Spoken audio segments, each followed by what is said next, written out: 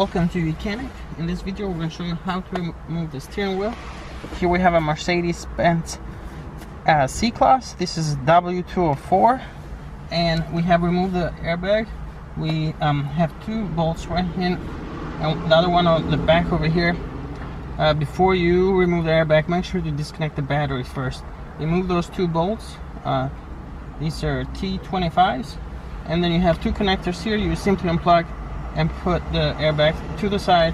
Keep it distant always from the airbag, just in case it does deploy while you're working on it, because it could cause injuries.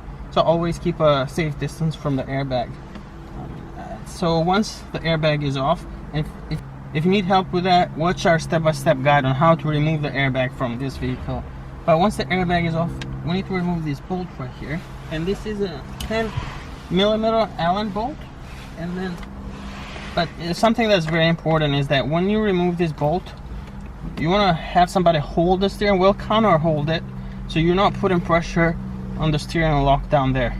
So you're gonna hold this, and somebody else will come, and then they'll put the wrench there. So you basically are doing this, holding here and loosening this bolt. Once it breaks loose, it's very easy, it comes off very easy. The next thing is you want to mark the steering column right here, because the steering wheel needs to go back the exact spot. Otherwise, if you come off even one tooth, then you're gonna have problems, because this you'll be driving down the road and the steering wheel will be off to the side. So that's an issue.